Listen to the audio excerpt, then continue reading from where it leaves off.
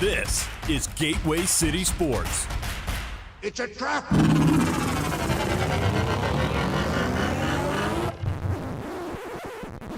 Oh, I'm sorry. Did I break your concentration?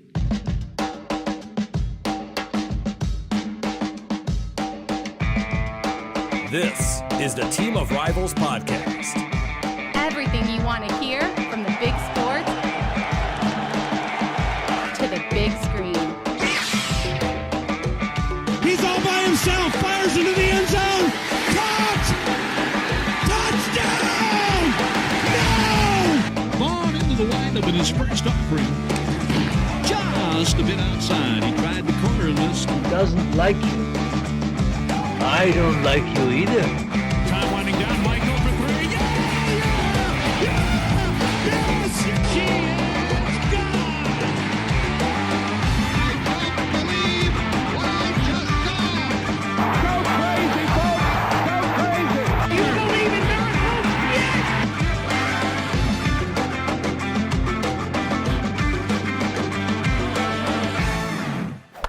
You may fire when ready. What?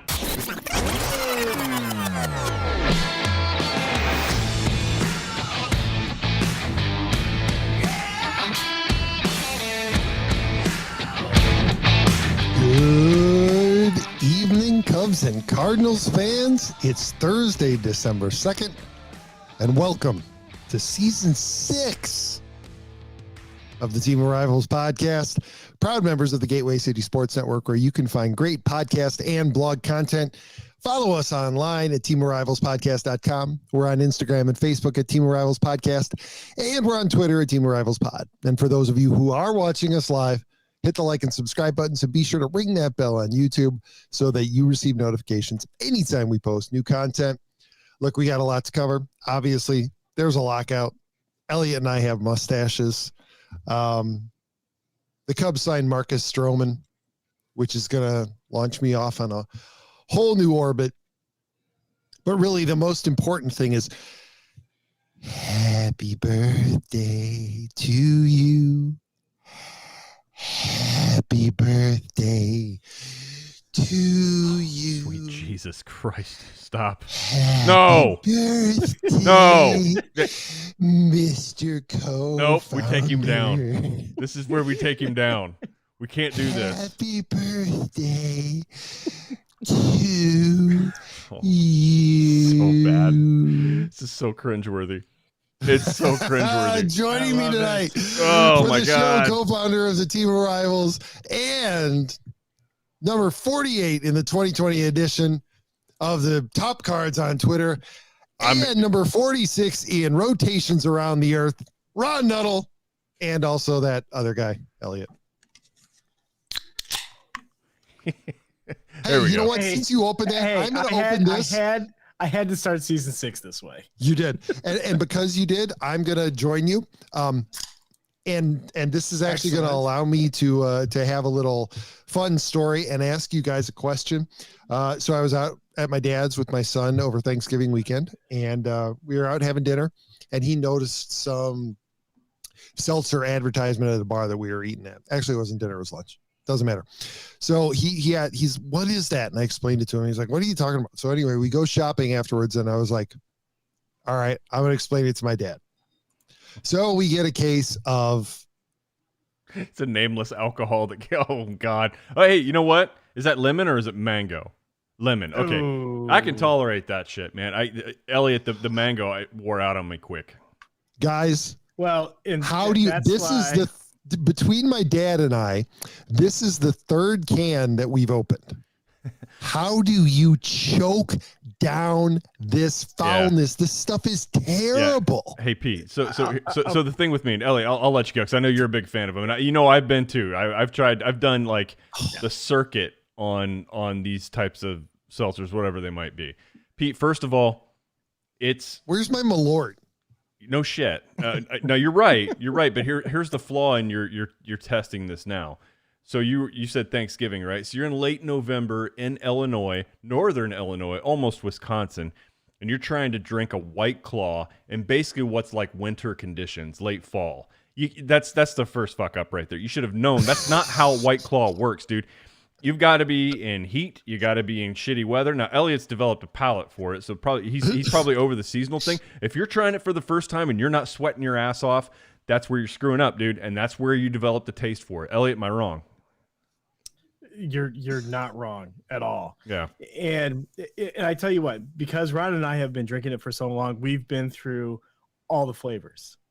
And I've been through right different brands too, Elliot. And I got to tell you, yes, White Claw's same. fallen down on my list of preferences. But have you found a new one? You know what? Here's the thing.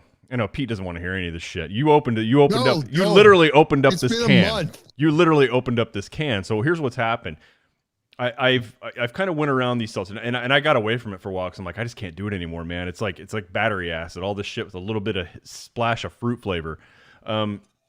I switched over to the iced tea versions of these. Now, I actually think the iced tea versions are a little bit better. They have just a little bit of a complimentary, like almost like tea, like unsweetened tea, like flavor that goes with it.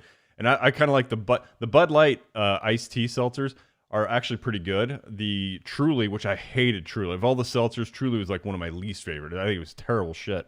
Their iced tea actually isn't too bad. But again, I'll go back to the point I was making before.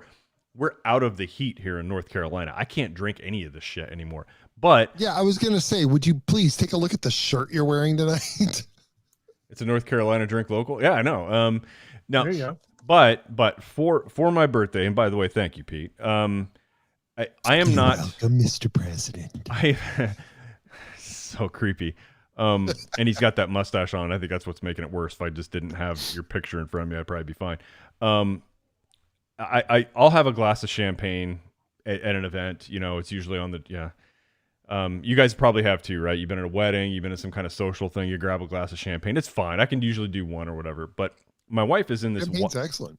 Yeah, my wife is in this wine club, so about every 2 weeks, a box of like a dozen bottles are sent, and so one week she got the champagne, and I don't have the I'll grab the bottle later. I'll text you guys the name of it or something, but I've rarely tasted something that's made me grin from ear to ear, just a pure joy of the taste of it, and I never thought that I would prefer a champagne over a wine, but for my birthday, she's like, "What do you want? What do you want?" I'm like, "I don't know what I want. You know what? Get that champagne I liked that one time that you had at dinner or that wine tasting that one weekend. I couldn't remember, but she got it for me, 6 bottles, and I tell you what, boys, I've got it in a tulip-stemmed Riedel glass. This shit is amazing. This is amazing, and it's champagne, and I don't care. You know what? You guys that wear Carhartt flannels, blue-collar jobs, out getting your hands dirty every day. I know you don't want to be caught dead with this shit, but I'm telling you right now, if you had a sip of this, you'd be grinning from ear to ear. This is wonderful. And I've already had 1 bottle of it tonight, by the way. So I'm on my second. I can tell. You just called wine wonderful. This is the best thing. This is one of the best flavors I've ever tasted. I love it. It's bubbly, whatever. You know what? I was a beer, Pete, you knew me for a long time. I was a big beer drinker, big beer guy. I still am, but I enjoy. I've kind of I've been a little bit more cultured now. But I tell you what, this stuff, I'll take this any day, any season. Brute. Tell you what, the next time I'm down there, remind me to bring down a bottle of a Brunello that I've got up here. I've got about absolutely, and I'll save one of these. I'll save one of these for you when you're. This is it's truly the best. It's champagne. I don't give a shit what people say, and I've got it in a stem glass, and I think it's great. Outstanding, Elliot. All right, so before we get on to baseball, yeah, let's talk about drinking. Oh my God, we've already lost everybody. Mine was purely out of. I think I have an allergy. Big beer drinker, dark stuff. I used to go to some of the same breweries that Ron probably still goes to down in North Carolina. It started affecting me more and more in out of trying to be able to still drink. I went to seltzers before they blew up, and White Claw is pretty much the only one that I can drink without making myself feel like shit by just having 2. So I've tried the Trulies, I've tried the Bud Lights, I've tried the Coronas, I've tried the Vivs, whatever. And it seems that White Claw is really the only one that I can drink without making me feel like ass the next day and put me out for half the afternoon. So, Elliot, I think you just need to move right up to hard liquor. and you know what? Might not I be can a do bad that too. idea. And I do. I drank Jack Daniels last weekend because I just needed a little change of pace. So Good man. Yeah. Hey, And Let's you know, let's keep exploring that path. and I love wine too, and it just makes me feel terrible the next day, yeah. even though I love it. So You know, it's I think hard one of the things, Elliot, that worked for, and it sounds like it worked for you too, was just, and I'm not a gluten-free person, but you know, most of the seltzers and things were gluten-free. And I tell you what, if you've got any kind of, I've known two guys now that have stated that they had, you know, either IBS or Crohn's, and when they changed their diet to cut out some things, one of them being gluten, they said almost all their symptoms went away. It's not like a miracle. I'm sure it doesn't work that way for everybody, but when they changed their diet, it made a huge difference. And when I was, you know, off and on, I balloon up every so often. I try to drop a few pounds, and when I do select the gluten-free options a little more often, it does help. I mean, you can definitely, if you're a bloated sack of whatever, and you cut gluten out for about 4 weeks, it does make a huge difference. So that's probably one of the reasons I kind of shifted over every once in a while. I take my break from, you know, full-blown IPAs and everything, you know, aged in goat's milk. Get off that shit every once in a while, and you go to something that's maybe a little bit more. Look, I know seltzers have a like a nameless alcohol. You don't even know what kind of alcohol it is, just alcohol, right? It's not, you don't know, but yeah, it does make a little bit of a difference. I'm sure it's not like that for everybody. But anyway, so we've killed our audience tonight because we are supposed to be talking about baseball. So far, we've talked about champagne. We've talked about White Claw. I've mentioned IBS and Crohn's disease. That's the first ever for this podcast. So You sure about that? I'm not going to listen back through our archives to see if I've ever brought that up. It's certainly, but I've known two guys that have told me that they've had one of each, and when they switched their diet over to gluten-free options, it did help. So I thought it was interesting. So anyway, wow. You know, this CBA, Pete, and I want to let you go into it, but I'm going to say my quick thought on I appreciate the fact that we're in a lockout, and I hate the fact that we're in a lockout, because one of the reasons we got all these moves made at rapid pace because there was a deadline. If we would not have had that deadline, it wouldn't have happened. We'd be talking like we have the last 6 years lingering on into January, February for these Boris clients to be signing. They didn't because of the deadline, but we're in a lockout, and it just leaves me with a frustrated feeling. Like, what? Nobody told you guys there was a deadline to like, what, a week ago, and you couldn't figure it out? You've had like how many years to figure this shit out? Anyway, go ahead. I don't want to jump the gun on that, but I know that's where we're going. No, you're absolutely right. And the funny thing about this, Ron, is that really this is what we connected over when we first met. Was I still got that T-shirt, man. I love it. Previous labor action, and here we are once again. Yep. But you're absolutely right. And look, we've been talking about this. The three of us have been talking about this for what, 2 or 3 years. We knew that this was going to happen. Right. There's nobody can claim to be surprised by this. And quite honestly, I'm a little tired of, I've already grown tired of the people who are expressing frustration at this. You know, who are like, oh, why did this have to happen? Oh, please. Like, you weren't paying attention. You knew this was going to happen. And if it wasn't the owners locking out, and if they had continued to, eventually the players would have gone on strike. Sure. Yeah, one side was going to have one side eventually was going to make a move. The players are going to say, hey, we're done with negotiating for the winter. We're shutting down your winter meetings. We're not doing any of this shit. We're not going to give baseball anything to report on. We're going to starve fans of news. One side was going to do it. So the owners moved first, and it was, you know, I know Manfred said it's a little bit of a defensive to get it's a jump start to get, you know, to hasten to get to a resolution quickly. But it is a strategic move. Yeah, it absolutely is. I don't know. Look, man, I don't even begin, Pete, at this point to pick sides on this thing. I think both sides have a pretty good case of why they want what they want. You know, is the I tell you, I had MLB Network on in the background most of the day. I will say that the ownership group, or MLB that represents the ownership, they were making some concessions. I saw a bullet list. I thought actually, moved the needle a little bit. But it's not what the union wants. The union they want guys paid at a much younger age, right? They want the competitive. They want teams to compete. They don't want people dumping salary. They don't want people tanking. And so, I think I just don't know how you move it that quick, and I don't know how you police it. I don't know how you effectively police what the players' union wants. The thing that concerns me about what the players want, and I'm not saying that they shouldn't get it, as far as players being able to get to free agency sooner. Yeah. Right. They want it to be 5 years or 29 and a half years old. Well, I thought it was the owner. I always thought it was MLB that were proposing that they do an age rather than a service time. Well, so they want it to be both. Yeah. But the players want it only to be 5 years. At least that's the latest thing that I think I read that earlier. I think it's 5 years or 29 and a half, whichever comes first. Right.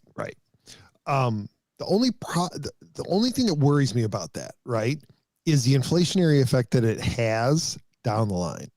And I don't know how you split that, right? Because right now it does help to control costs a little bit when a guy doesn't start to really get paid until after 6 or 7 years. But if you've got Alex Rodriguez who comes up, and let's say he hits free agency at 23, right? Because I think he came up when he was 18. I think it was 18. More, yeah, but wasn't it? No. Well, what I'm saying is, if he had been able to hit free agency when he was 23, think about the damage that does baseball wide, right? Because he signs a 10-year contract. He's still 33 years old, and he's able to sign another massive contract. And that never happens. And the effect that would have on salaries across the board.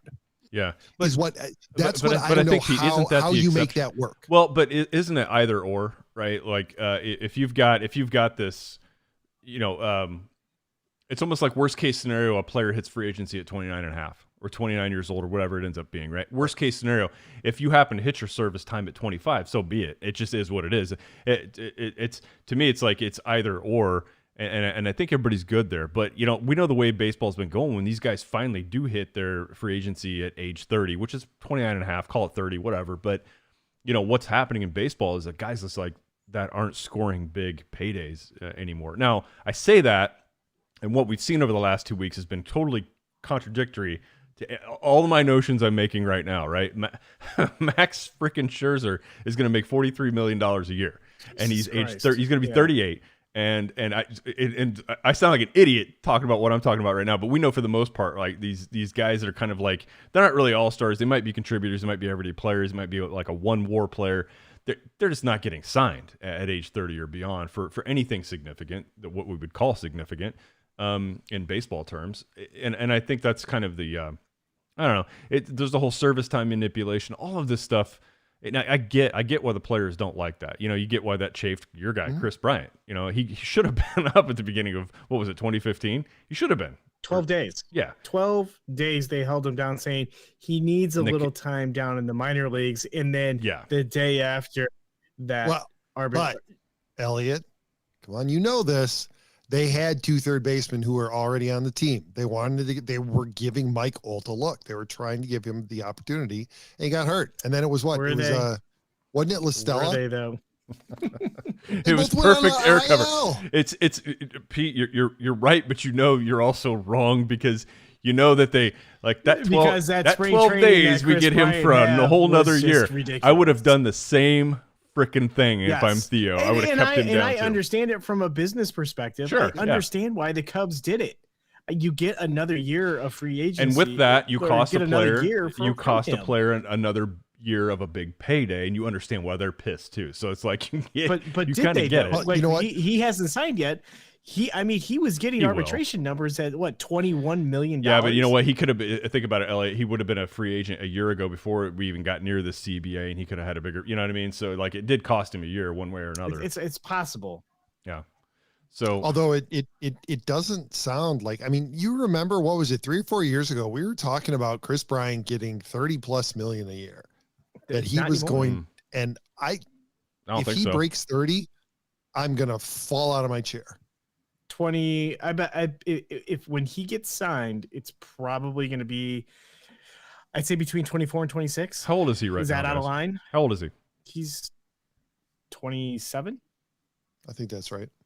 So 27 or 28. possibly somebody somebody entertaining giving him a 10-year contract wouldn't seem absolutely asinine. He's going to be 37, and that's probably okay, right? Especially because you're going to move him into the DH anyway. You're right, and if it becomes universal, which I think it should by now. Well, apparently that's one of the things that MLB has offered. So it is coming. Right. Next year we will see a universal DH. But I mean, I think I agree with you. I don't think he breaks 30, but I can see an 8 to 10 year deal with him. But let's call it 7 to 10. I predict that he'll sign somewhere in the neighborhood of around 25, maybe 22. Although it sounds like his market is drying up. Might be, right? I mean, you had a lot of you had a lot of like skilled infielders.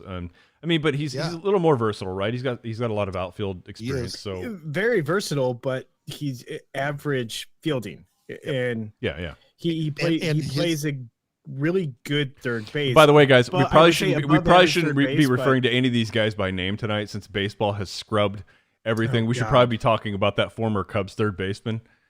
Like the way that it used to be on video games before they got licensing agreements. That's right. Where it was just licensed by Chicago third baseman. Yeah, where it was just licensed by MLB, but not the Players Union, and so it would be speaking like of random which, people. So I got to tell you, so the player, I don't know what your guys' reaction was, but the players, like, they thought they were owning Major League Baseball by making fun of the fact that that MLB has scrubbed their images. But let's be honest. If MLB continued to use their likenesses today, they would either be grieving or they would be suing. Oh, sure. Because you're not paying us for the use of our likenesses and you've locked us out. So therefore, pay up. So you can make fun of them all you want, MLBPA, but you know that if they hadn't, you would be on their ass. Well, and all young Twitter users that are too lazy to actually read anything are giving MLB app and everything a bunch of shit for removing all that stuff. When for legal reasons, they removed it. They removed it for legal reasons, and that's exactly why they did it. They didn't do it for you to open themselves up to make you guys poke fun at them all day long. They did it for a legal reason. Yeah, I mean, think about it. Was the graphical internet a thing in 1994? Hell no. And if it was, I didn't have access to it. First time that they've had to worry about that. Exactly. No, you're exactly right, Pete. In 94. The internet might have existed for a few people, but it sure as hell didn't exist for anybody, and you sure as hell weren't walking around with the internet in your hand all day. So and you weren't getting graphic images. Kids. It was all text-based. Exactly. Yeah. I found out about the Cardinals signing Tino Martinez via like some kind of bot. Somebody hit you up on your pager. It came in through my Palm Pilot that Pete motivated me to get. Yeah, I got to tell you guys, one of the things that really struck me that I hadn't thought of, it never crossed my mind, but in reading MLB's press release, Major League Baseball is the only major sport that fully guarantees contracts. Yeah, and in thinking about that, I was like, oh shit, yeah, that's exactly none why of this players union would trade no other sport for the deal that baseball players get, Pete. And think about it. If you drill down on that, that's part of the reason why teams tank, right? Because they're suddenly saddled with a 10-year, $300 million contract with a guy who's underperforming. And now they have that albatross hanging around their neck, and they can't sign anybody else because they're a small market team, right? And they've attached themselves to that. And so now they either suck until the end of that contract or they find a way to get rid of it. Exhibit A, the Cubs and Jason Hayward. How much has that contract hamstrung them the last 3 years in their ability to sign people? If they could trade that contract, they would. And they can't find a market to get rid of it. But if it was the NFL, if it was the NBA, if it was the NHL, cut them. They would cut their losses, take the cap hit, and move on. Exactly. And they can't do that. Yep. Yeah. So if they cut Jason Hayward, Jason Hayward, the money is still on the books. Yeah, and that really is, and that's a good point, Elliot. I think it's a valid point you're bringing up. What's the Pirates issue? What's the Orioles issue? I tell you, it's what's their? Hey, the Orioles signed a guy. And they signed a guy before the deadline. And get off the Orioles. I know I should get off the Orioles, but we've all got a mutual They're friend already here. down that's 3 runs. So what's the difference? Yeah, they are. It's in a lockout, and the Orioles are still down by 3. And it's the 4th inning. We've got a mutual friend, obviously, that's an Orioles fan. I'm sure Elle's not watching us tonight, so she's not going to get offended by this. But you got to look at Elliot. I think you bring up a pretty good point here. And before I get to my point, actually, I want to make a shout out to a Marine Corps buddy who's been watching us on YouTube, and he's been texting me, when are you going to do another live show? When are you going to do another live show? And so yeah. So Scott, so glad you actually are entertained by this. He did want to mention that the Padres get better every time. He's a Padres fan. The Padres do get better every time the Dodgers lose people, and they have lost some people. So we can touch on that here in a bit. Yeah. But Elliot, I think you bring up a really, really good point in the Pirates. Like, what the hell is the deal? I mean, when you talk about punishing, right now the teams are incentivized to finish poorly, right? They get draft picks based on record. There is no lottery at this point. I love the idea of a lottery. I love the idea of teams that turn it around to get incentivized to get a compensation pick because you turned it around. Now, it's going to be harder. I think it sounds great right now. I'm just not sure how they're going to do it in practice. I think it's going to be a little difficult, but I do like kind of change. Look, the game has changed.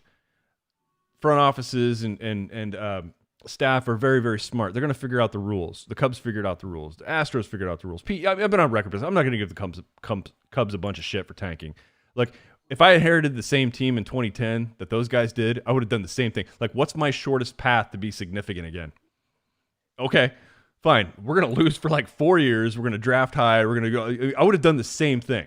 So I don't blame them for doing that, but it just can't be a repetitive thing. You can't have, 5, 6, 7 teams every year thinking they're gonna cycle through and do this shit again like the Marlins do, right? So, and I'll tell you, the difference between what the Cubs did and what we see the Pirates. The Pirates are the absolute worst example. It's just right. I mean, even the Marlins. It's so right, bad. At it's least so this bad. year, the Marlins are trying. But the difference between what the Cubs did and what the Pirates continue to do is even when they were a terrible team every 4 years, you saw them make moves where if it paid off, they could potentially be, if everybody hit their 90th percentile outcome, the team could be in contention. And then at the All-Star break, when the trading deadline came around, they were like, okay, well, these were guys we signed to 1-year contracts anyway. We knew this. They have value because they've been performing, but the team is just not good enough. And so we're selling them off. The Pirates don't even do that. No, they just wait until the end of the year. They sign whoever is left so that they can field a team, and then they're just terrible. And I don't know what their excuse is. No, Pete, I don't think there is one. I think at some point in time, you just got to call it like, and part of ownership, like shitty ownership, terrible management, like no strategy. And here's the other thing that I think it is. And this actually brings me into what we had briefly alluded to beforehand, before we jumped on here. Free agency is a two-way negotiation. And I think that fantasy football and fantasy baseball have ruined people's perceptions of how this works. So when you play fantasy baseball and you're putting together your fantasy team, if you pay the most money, you get the player. And that's just not how it works in the real world. Nobody wants to go to Pittsburgh. That's part of the problem, right? Who do you really want to live in Pittsburgh for 9 months out of the year? Come on. I wouldn't want to live there. So of course, you're not going to get a free agent. It doesn't matter if you offer Max Scherzer $50 million. He's not going to go to Pittsburgh. He's not going to go to Pittsburgh because you're going to lose. And he's not going to go to Pittsburgh because it's fucking Pittsburgh. And that's part of the problem across the board. And that was a problem that I had watching all the idiots who are Cubs fans up until last night, who were like, do something, Cubs, do something, Cubs. You don't know who they were putting bids in on. You don't know how much they were offering. The player still has to want to go. And for whatever reason, they may not want to play in Chicago, and the ownership and the front office have nothing to do with it. We don't know that the Cubs didn't offer Steven Matz more money than the Cardinals did, and he just preferred to play in St. Louis. You know what? It played out, what, 6 years ago, when Jason Hayward took less money to go to the Cubs. Well, and I think he was. There's more to it than just money, you There is. assholes. There just is. because somebody puts a lot of money, they have to accept it and go to your team. Well, and that doesn't always happen. But Pete, I do think that there are a handful of deals that have been done that has been 100% about the dollar amount, right? There has been. Absolutely. There has been. But I think to your point, there are players that weigh other things and that matters to them. Jason Hayward, for instance, saw the trajectory of where the Cubs were going versus where the Cardinals were going at the end of 2015. The Cardinals were going in a different direction than the Cubs were going. And Jason Hayward, by joining the Cubs, didn't have to be the guy. He was a role player. He was a cog in the wheel. He wasn't expected to be the spoke. That was more appealing to him than in St. Louis, where shit, you're gonna have to replace Oscar Taveras, who died last year. That's who you got to be. You got to be Albert Pujols going for it. You got to be one of those guys. That's not Jason Hayward. And so I think the Cubs and their youth and their trajectory and maybe their manager, I'm sure Matheny was a sparkling personality and everything, but it's like, oh God, he didn't want to be there. And that's why I never had a chapped ass over him leaving. And this is like, I was not that torn up over Giancarlo Stanton, which thank God he didn't accept the trade to St. Louis. But he didn't want to go there either because he's a coast guy, right? He said he would only approve a move to the 4 teams that made it to the championship series the year before because he wanted to win. And I don't blame him for that. And I don't blame any player who's never been exposed to a region for just not wanting to go there. It's where you grow up, man. You have guys that grew up in the Midwest that would never want to play in New York, that would never want to play in California. Like, big deal. And let's also be realistic, especially in the current economy. There's a reason why Texas is having a great offseason. But Pete, with that said, they are. You can say they are, and I agree with you. It's been surprising. They signed 2 shortstops, which is totally fucking amazing. Now, in 2 or 3 years, we're going to be sitting here, if we make it to year 9, talking about where they're going to move these contracts to, because that's been a Texas exactly. and that brings us right back around. Well done, Ron. That brings us right back around to fully guaranteed contracts. That's right. You get it anyway. Not live up to it. Yeah. You got 2 choices. You trade them, and your team sucks after you trade them, and you get lit up and roasted by the media for tanking, or they continue to underperform and you suck and you get lit up for tanking. So there's no way out of it. Or you get, and while you're getting lit up for tanking, you're still paying half of his salary because he wasn't good at, right. Especially or if you're the douches Rockies. Like the Colorado Rockies, and you pay the whole salary. Best player to the Cardinals for $0. $0, you pay him. Stupid ass reason. Do you remember that? You remember that scene, like the very first Jurassic Park movie, like a long time? Sorry, hey, my son's calling. He's going to want to be on the board. Where he's taking off the glasses. He's like, no. Where he's hang on, B. I'll get you on here in a second. First Jurassic Park movie where the heavy guy is having lunch with the guy who's trying to buy the secret, and he's like, when he gets at the end of the dinner and he's like, the check comes, he's like, don't get cheap on me, Dotson. Yeah, it's like nobody cares. It's what it's Nobody cares. That's what it's like. So, this whole thing about the tanking, not tanking. I mean, look, I get why the players' union wants that to go away, because that's not good, right? It's not good for them. When you have teams trying to do that, like they're trying to actively be bad enough to hire in cheap replacements for all of you guys.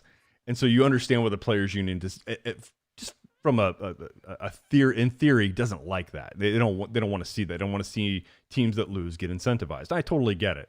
I think it's going to be harder to do the math on that, like to determine, hey, are teams trying to tank or are they not? Like, how do you? There's no.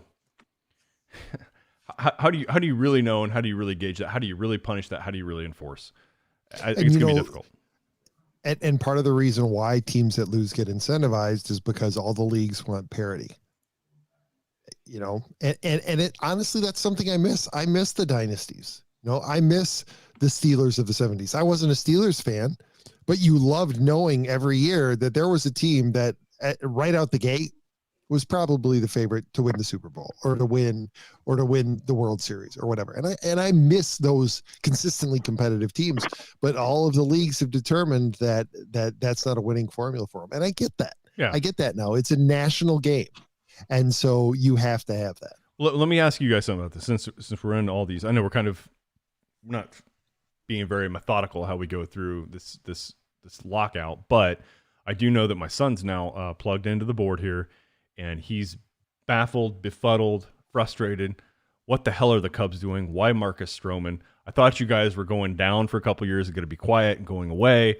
You're not. You signed Marcus Stroman. He's pissed. Marcus Stroman was the guy I wanted the Cardinals to go after. Not that I'm disappointed that they got Steven Matz. I'm glad they got Steven Matz. He's a ground ball inducing pitcher. The Cardinals have 5 Gold Gloves. Okay, so hey, probably for a year, at least a year or two, he's going to be a very good fit. If he can keep the ball from being elevated, it should be a pretty good place for him. And by the way, they signed him to be a 4 or 5 guy. They didn't sign him to be a top end of the rotation guy. And they signed him for $44 million over 4 years. That feels like a really good price, a really low risk to me. But I did want Marcus Stroman. Not that I thought, hey, this is the answer for all the shitty Cardinals pitching mishaps and injuries and everything that's happened over the last couple of years. I thought he would have been a good fit in St. Louis too, because he was a ground ball inducer. But he chose the Cubs. I don't know if the Cardinals even had an offer out there for him. But he's a Cub now. It's got Braden all sideways. So Braden, if you're on, the Cubs fans are on here. Maybe they can shed some light on this. It's not going to make you feel any better. In fact, it's probably going to inflame you even more. So go ahead. All right. So, I got home from school and doing homework. I got done, whatever. I'm scrolling through Instagram and I see somebody post this tweet of Marcus Stroman, some Cardinal fan or whatever, pissed off, was like, what the hell made you choose the Cubs over the Cardinals when you have 5 Gold Glovers and you're a sinker ball pitcher and the Cardinals are contending and the Cubs look like they're not? And he said something along the lines of, nothing beats the tradition and history and the vibe of the Cubs. And I was I honestly was trying to understand St. Louis is boring. All right, whatever. Anyway, I was trying to justify and figure out why, he chose the Cubs, and I was starting to understand, okay, whatever. Shit, is he still going? And I went and got a refill. It's not. Yeah, no, I'm not done. Okay. So I understand why he would want to play for the Cubs. It makes sense. What doesn't make sense is his reasoning that he gave in this tweet for choosing them over the Cardinals makes utterly no sense, because how are you going to compare the Cubs and Cardinals history and tradition when the Cardinals have a better history and just as much tradition as the Cubs do? It's like neck and neck when it comes to tradition. And the I'm surprised you're giving. Hold on, Brayden. Wait. First of all, I'm shocked that you're equalizing their tradition and history. You're like, I thought for sure he was going to say the Cubs' history and tradition is just shit, and St. Louis is all these 11 rings, and I thought that's where he was going. He actually said that they're equal. Who are you? And that's somebody who is a baseball fan rather than a douchebag Cardinal fan. Because there's no other way to say it. Go ahead, Brayden. Sorry to cut you off. Sorry, Cardinals fans, you are right now, but that's what you get. If you want to sign with the Cubs, fine. I understand your reasoning. It makes sense, whatever. But you can't use that as a reason for choosing them over the Cardinals when it doesn't make sense at all. Or just maybe don't tweet that at all. Well, see, Brayden, it makes you look like an idiot. Well, the fact that it makes you look so stupid. Well, it might, but the fact that he's kind of a ground ball inducing pitcher was kind of curious that he did choose Chicago, but Chicago may have offered him the most dollars. We don't know, right? It could have been the highest offer he had. It could have been appealing to him. But yeah, I mean, for a ground ball inducing pitcher, you think that if the Cardinals had an equal offer out there to him, you'd be like, hey, man, I probably at this point in time right now, the way things sit right now, the way rosters stack up, I probably have a little bit more success in St. Louis this year because we've got Goldschmidt and Arenado at the corners. Yeah. But the thing is, we don't know. is that the way he weighs a decision? Is that what's important to him? Is the location, the city, what's appealing to him? Because you know what? There's some people that like the big city life. I mean, this guy just pitched in New York.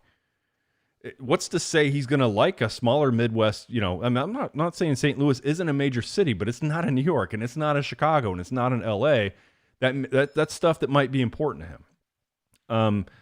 So it goes beyond that. No, that's not what a player's going to come out and say. Part of it could be just him appeasing fans because he just signed with them. Exactly, Elliot. To get on their good side. Right. So it's him. He's not going to come out and say, you know what, I love you all. Thank you for all the offers. Chicago offered me the most, and that's where I'm going. And that's where I base my decision on. Yeah, Wrigley Field's got cool ivy out there on the. I love it. I'm just saying, I didn't really care that he signed with the Cubs over the Cardinals until that tweet, because I was just like, okay, that makes you look so dumb, because it makes absolutely zero sense, because anyone that is a baseball fan and just knows, Cardinals fans, that just knows that the Cardinals and Cubs both have an equal tradition in history. As far as a player from the outside, that makes you look so dumb.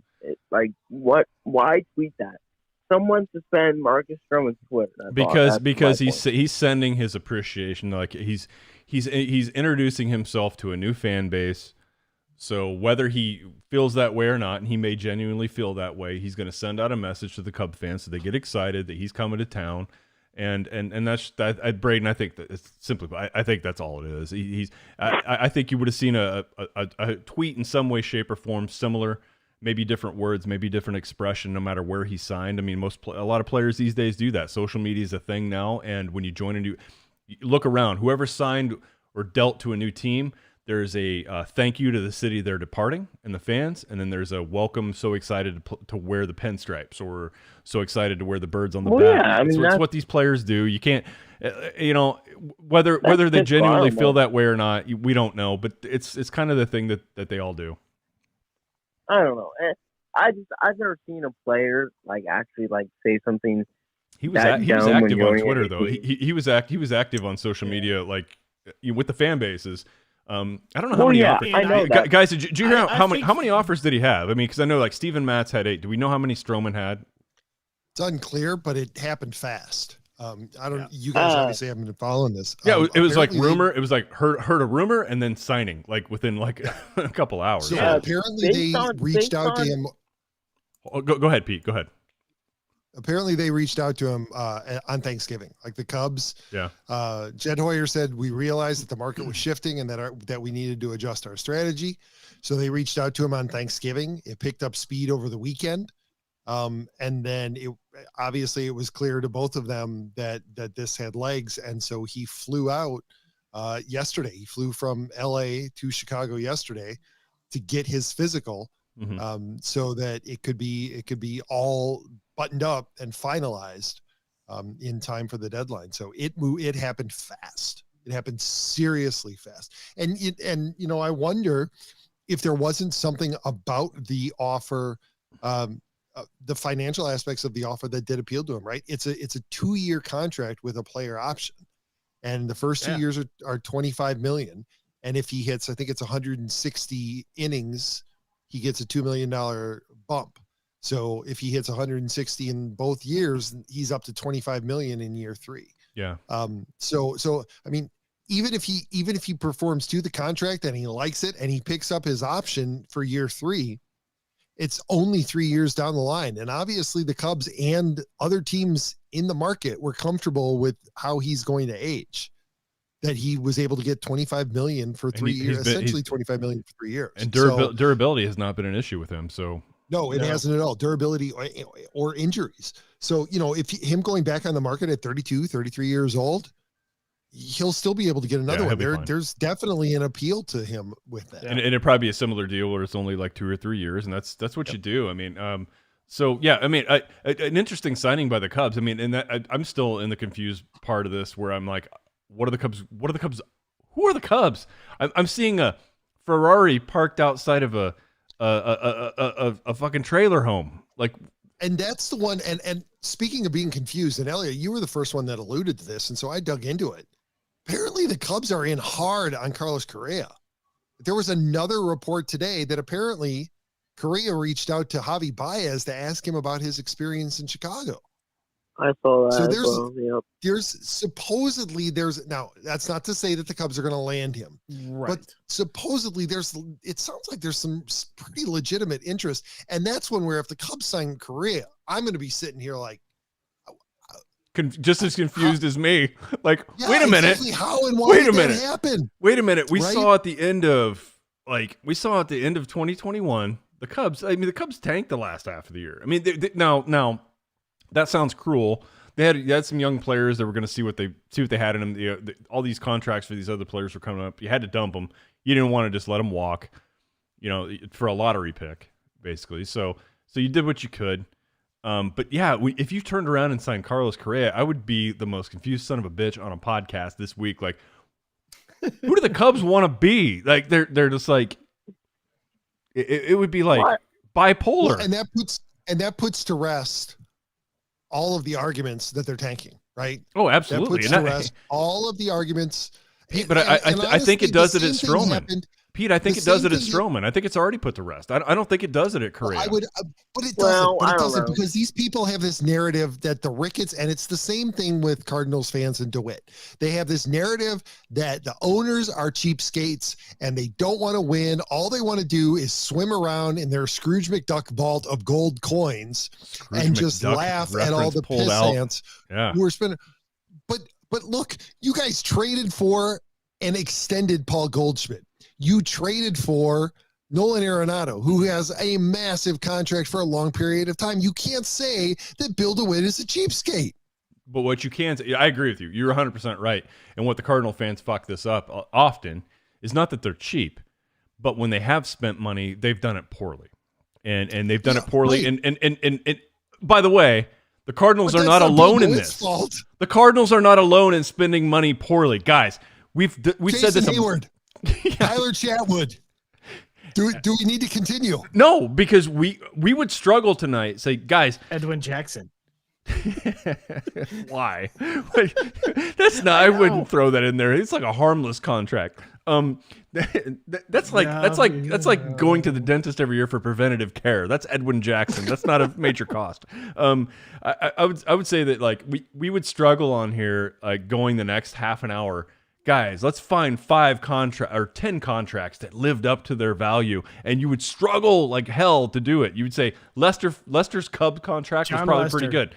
Yeah, I knew you would say that, Elliot. First one. Alex Rodriguez's contract was so good with the Texas Rangers that they traded him. And guys, arguably at the time the best player in baseball, and the Texas Rangers traded him. Hey, Braden. So the Cardinals signed the Rangers signed Marcus Semien and Corey Seager, right? 2 shortstops. When do you predict that one of them exits the Rangers? Is it going to be 2024? Is it going to be 2025? Like, when do you think they're going to give up on it? Because I think they're going to give up on it. Did Elliot leave us? I think. Did he give up? No, he didn't leave. He turned off his camera. Okay. Here's what's going to happen with Marcus Semien. 3 years down the line, it's going to be a horrible contract. He's not going to be. He's going to be like a decent player at best.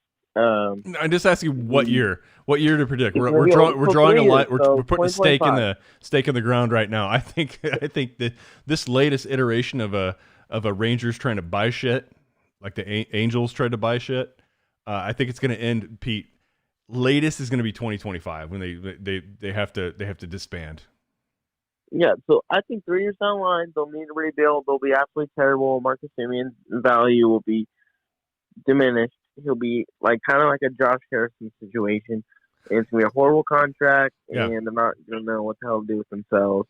Mm-hmm. And they're just going to be terrible. Pete, what do you predict? I mean, I kind of agree with you. I don't know, because honestly, I don't know.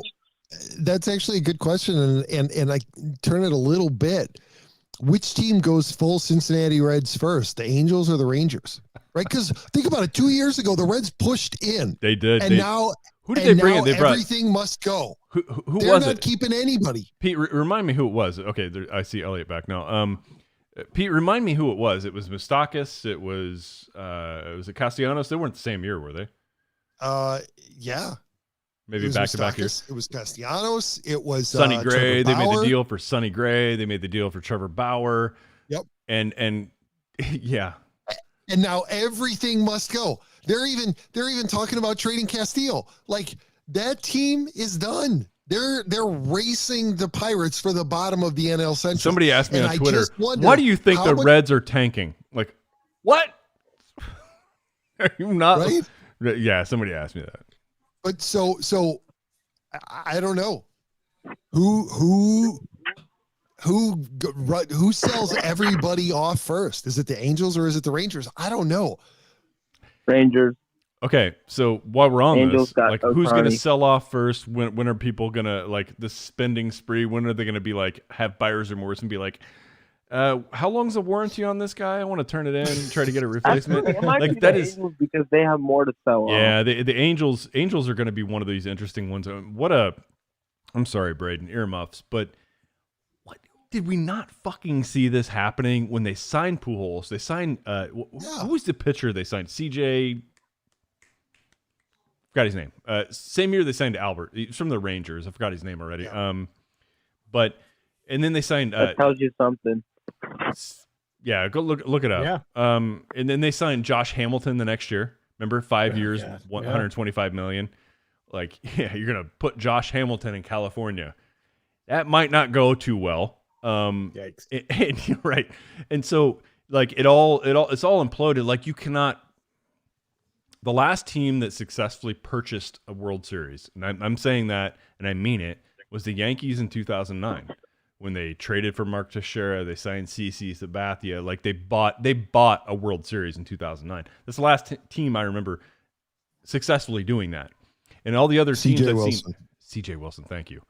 He wasn't even that fucking good, man. And no, he wasn't. Like for what, 1 year, one playoff run? Think about that.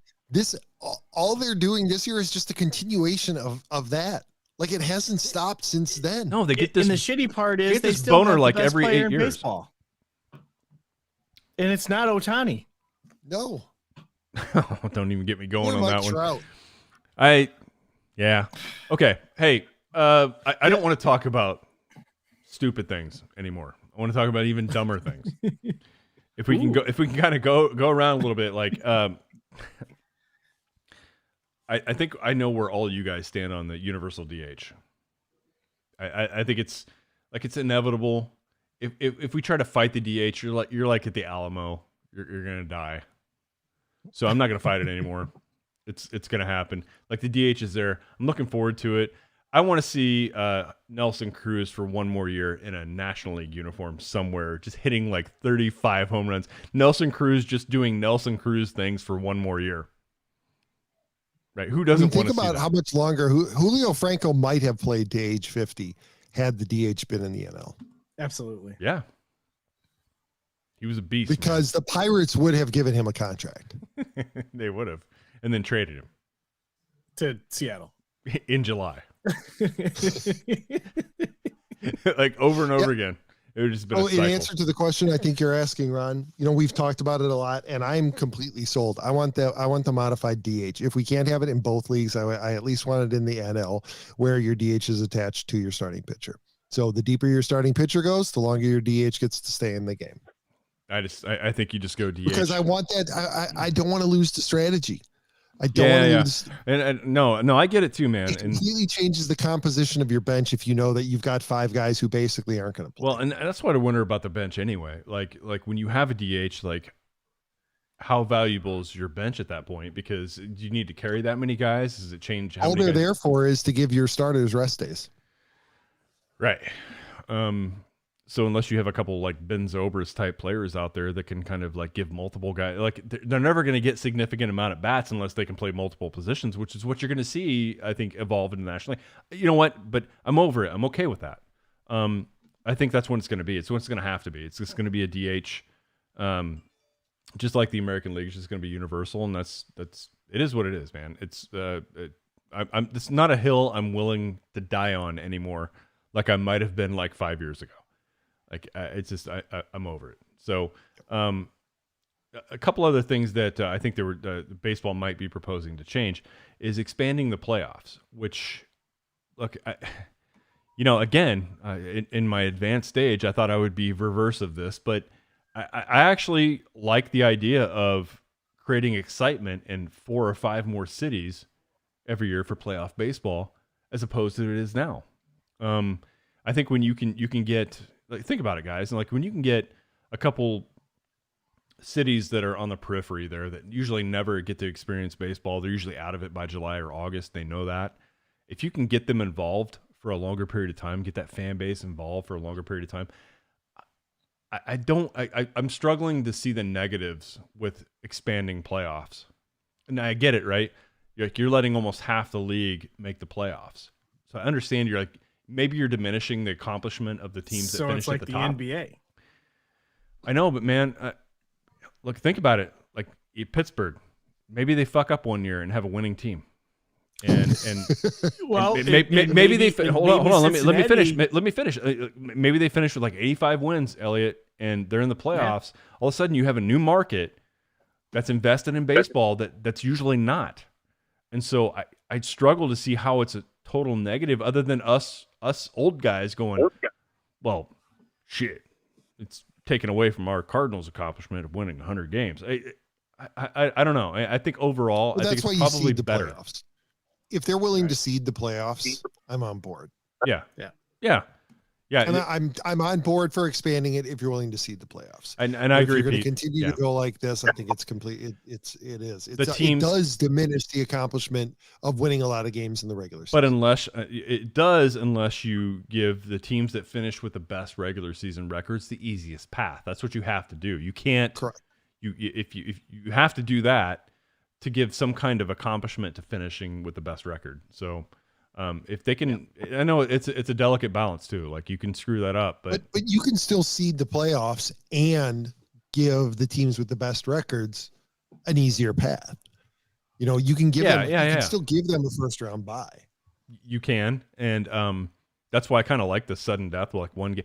I kind of like the one game thing in some cases, because like, okay, you barely eked in. You didn't make any moves at the deadline, but you just finished good enough to finish and get there. Like you get a 1 game plan. What I don't like about that, what I don't like about 17 games in a row. Right. Fuck you for that.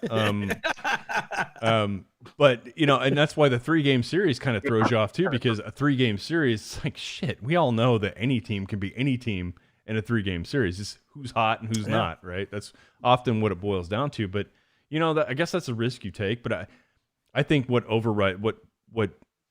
weighs on my decision the most is like, my feeling is that if you can get 4 or 5 more markets in the U.S. more invested and interested in playoff baseball, I struggle to like fight against that. You know what I mean? Yeah, even against Pittsburgh nostalgia and everything else. It'd be great if those guys would get into the playoffs. It'd make baseball more fun.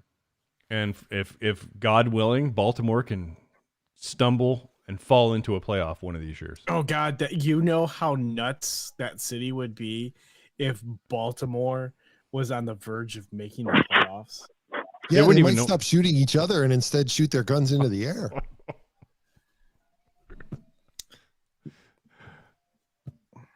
I'm just gonna give Pete the camera. Too soon. You enjoyed that one, admit it. God. Oh, I'm gonna take another drink. Yeah, it's 11 guys. We've been in an hour already. I'm impressed. We have gotten through this. So, I'm not surprised at all. We've had a month since we were on. We've had a month to think about what we're gonna do, which we've spent 0 time thinking about what we were gonna do, which is pretty typical of this show. Welcome to season 6. B is still on the line with us, but he does have to go to bed. So I'm pretty sure he does have school tomorrow, even though it's Friday. Yep. So look, it ain't Christmas vacation yet, homie. It's not. I love Christmas Vacation. It's a great movie. He will be out here in 2 weeks, so he can actually be on with us. Ooh. Real quick, Braden, is Die Hard a Christmas movie? I've never seen Die Hard, so I don't know. Ron, you have to rectify that. We'll get that fixed. We'll get that fixed. No problem. Good. Now I've got a machine gun. Ho, The only thing he's been on my ass about is that, hey man, Spider-Man's coming out on the 17th. Tickets are selling out. Tickets. So if I'm going to come out there, you better get them. I've got them. Thank you, Elliot. That's not helping my case. I've been waiting for this movie for so long. It's not even a movie. It's like it looks cool. I've seen the trailers. It looks cool. It's like the most hyped movie of all time. You know who would go with you, Braden? Your uncle. He wasn't alive in 1999 when The Phantom Menace was hyped up, and we were all let down in May. Yeah, but this actually crashed the internet for buying tickets, though. Yeah. No, I understand. But guys, there's obviously, we're not going to get into it tonight because it's already 11 o'clock. There's been some Star Wars news that's obviously been floating around. Yes. At least a couple of trailers. Elliot, you and I talked about one a couple weeks ago. You know what? Like, here's where I'll leave all my Star Wars analysis at this point. Like, the Book of Boba Fett's coming out at the end of December. I'm excited to see it, but we all know all these trailers, sneak peeks, they show you like clips from like the first 2 episodes. They don't show you shit after that. So I don't get overly excited about this stuff anymore. We've kind of Pete, we're on to Disney's scent here. We're not fooled by this anymore. No, it's not worth getting excited over at all. Well, until it drops. I don't know if you guys heard about this, but word is that they've kind of how they did the Dave Filoni thing where they gave him more control, but they didn't announce it. Yeah, they gave you some more. Let me do some stuff. Exactly. Well, the thing is, heard that they're giving control of the movies now to both Dave Filoni and God damn it, his partner. John Favreau. Well, shit, you're right, John Elliot. Favreau. Yeah. Yes. Yeah, you're right. I'm gonna let you finish this thought in a second because they're giving him that with Kathleen Kennedy. Yeah. And they're now, because she's ruining relationships with directors, that they're going to give control. According to Mike Zero on YouTube, like we don't know that. So I've heard this from another. I don't follow Mike Zero. This is from another source. Elliot, finish your thought in a second. But I think what Disney's trying to do is protect themselves. We all know how important that is to stay protected. So sometimes life throws you a curve, and that's why you need Allstate. The Wiley Group has 2 locations at Festus and Arnold to serve you. They offer home, auto, boat, motorcycle, business, life insurance, investments, and so much more. They offer a customized approach that is unique to your situation to make sure you, your family, and property are properly protected. They offer great rates and savings. Give Sean and his team a call at 636-764-6294. They'll help you with an insurance quote right over the phone. Give them a call. You can even talk about sports. They do that too. We all have busy lives, so you can email Sean at seanwiley@allstate.com and talk to him about your coverage options. And remember, you're in good hands with Allstate. Elliot, what were you saying? The hell happened to your light? That was cool. Yeah, it was really. It was like really Clockwork weird. Orange, man. It changed and. Elliot's ready for the ultra violence. I am.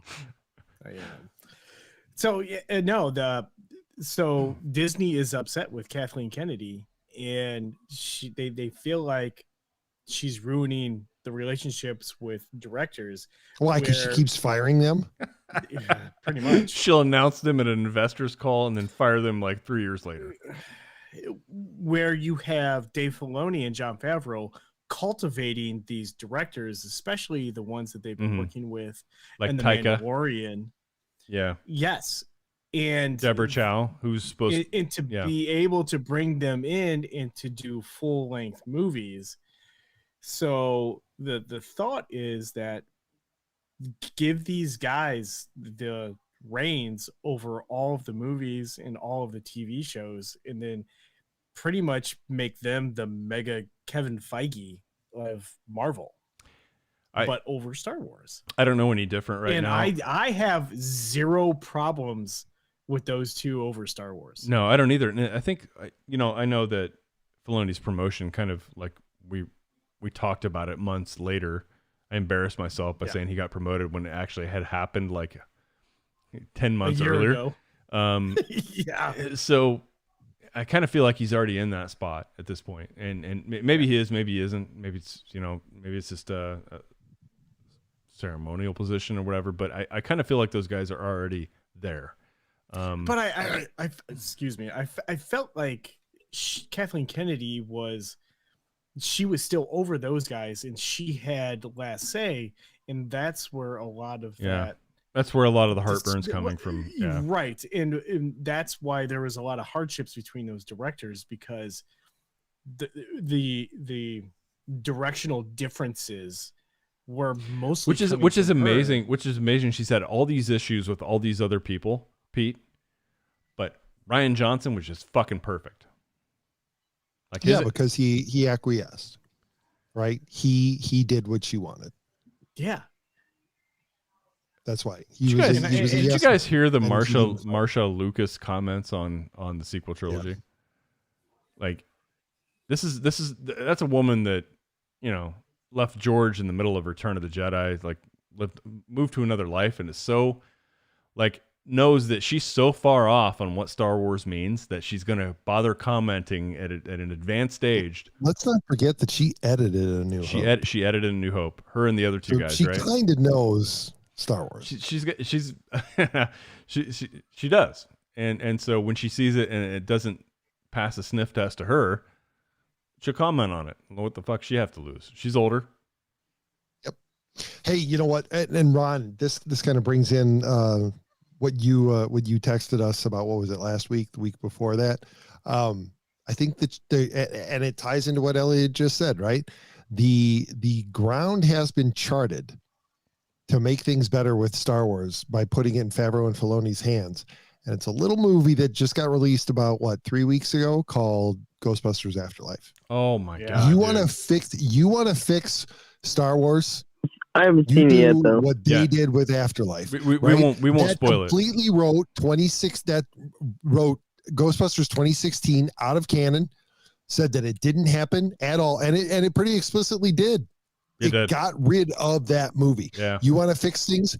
You go back and you have the reverence for canon in Star Wars that Ghostbusters Afterlife did for the first two films, and you will see all the old men like us come back, and all of the young fans like our kids will be in, because they'll see, oh, this is why they're so crazy about these movies. And Pete, thank you for reminding me of this. And I had forgotten that about the text I sent. And you know, I don't know if it's a chicken for the egg, right? Did the people who produced the latest Ghostbusters movie see how the sequel trilogy failed and said, we're gonna do this shit right because we just looked at that and that's bad?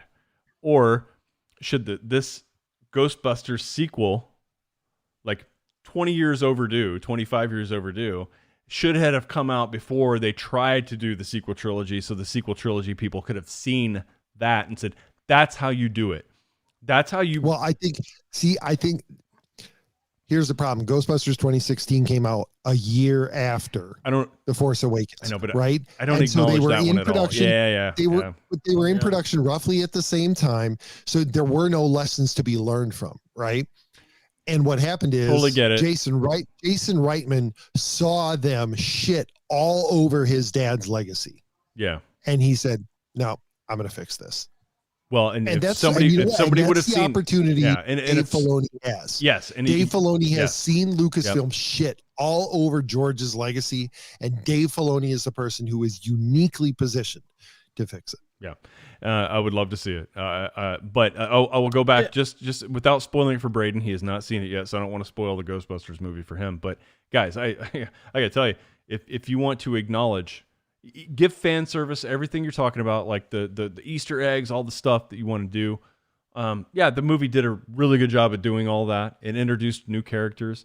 Harold Ramis his role was played by that girl. I mean, and I thought that was really cool. But it's hey, look at that. Have you seen it, Elliot? I haven't. Okay, so we don't want to spoil it, but two hardcore Star Wars fans who were disappointed with the sequel trilogy have no problem with a strong female lead in a film. Absolutely not. Shit. Absolutely not. Because it's got nothing to do with the chromosomes. Yeah. It's the writing. It had to do with the storytelling and story. Shitting all over the Exactly. legacy. It was a story, Pete. No, that's a good point. But I tell you guys, I don't tear up in many movies. I'm pretty level-headed. I mean, as far as emotions go, I'm pretty excited to see it. I'm pretty even keel. But I gotta tell you, man, there's a point in this movie where I fought back about as hard as I could and just had to fake like I was sneezing because Hey, and I tell you what, it's great. My 7-year-old just saw the first Ghostbusters for the first time a few weeks ago, and he loved it. Yeah, kept him entertained, and it was awesome. I mean, I forgot about the language. 7-year-old entertained with the movie. It is, and I forgot about the language in those movies too, and the cigarette smoking and all the stuff. And like you forget, but it's like when I showed even Braden when he was young, I showed him the Goonies. Hey, but how old were we when we saw that movie? Well, and remember the movie E.T., right? Like, of course you remember. Yeah. Yes. And he's seen that too. The little kid tells his brother he's got penis breath, and you're like, what? Yes. Like, I forgot about this, and my kids are watching it. I'm like, oh shit. And I used to tell my brothers that. All right, guys, we are up way past the hour. It's 11:11. It's on the East Coast here, so I've got to get out of here so my wife can actually go to bed on time. He's 2 bottles of champagne in, boys. That's right. I've got 1 glass left. I'm about to pour it. But before we do that, we all know that, hey, look, I know sometimes we bounce around topics. This shit can be stressful. Pete, you know what else is stressful? Buying a new car? Buying a new car. We all know it can be, and it doesn't have to be. 5th Street Motors, located in Pacific, Missouri, will help you find the vehicle you need no matter what brand. 5th Street Motors believes in giving you the best price on a premium vehicle that will fit your budget. Give Brandon or Don a call today at 573-259-1306 and tell them Gateway City Sports sent you. Let's get out of here. If you enjoyed this episode, don't forget to subscribe. And if you want to help spread the word, please give us a 5-star review and tell your friends to subscribe. We're available on Facebook, YouTube, Apple Podcasts, Spotify, and wherever else you listen to podcasts. And be sure to check out the other Gateway City Sports Network podcasts, including the Derek King Sports Show, 2 for 3 with Moose Michaels, Yacker Jacks, XFL STL, and End the Cards with A-Train Arlington Lane. Send us an email at the show at teamarivalspodcast.com. You can find Elliot on Twitter at TOR_Elliot. And you can find Ron at TOR_Ron75. Braden, where can we find you on Instagram? You got like 2 handles now. Well, I don't have one that's important. That's STL Cards rant. If you want to check out my latest rant, Marcus Stroman's tweet. I just posted it a couple hours ago. And are you still doing your NFL podcast? We pitched that on here too. I forgot to upload it because I was busy doing other stuff, but I'm about to do that in like 40 minutes. Or like, no, maybe tomorrow. I don't know. Okay. We'll see. So there you have it. Season 6 kicks off with a bang. That's right. No, it's a whimper. Hey, but look, Ron, I'm not going to touch it because it was beautiful. Gentlemen, season 6, episode 1, we rocked out with our lockout. Ron, happy 46th birthday. Thank Guys, you. I'll see you next week. All right. Hey, thanks, Pete, for taking us out. We'll be back same time, same place next week, I assume, unless Pete wants to start an early holiday. I'm not going to, so the next couple of weeks we'll be here to talk about the non-baseball activity and still be pissed off and all the other things that go along with it. Until then, we love you all so very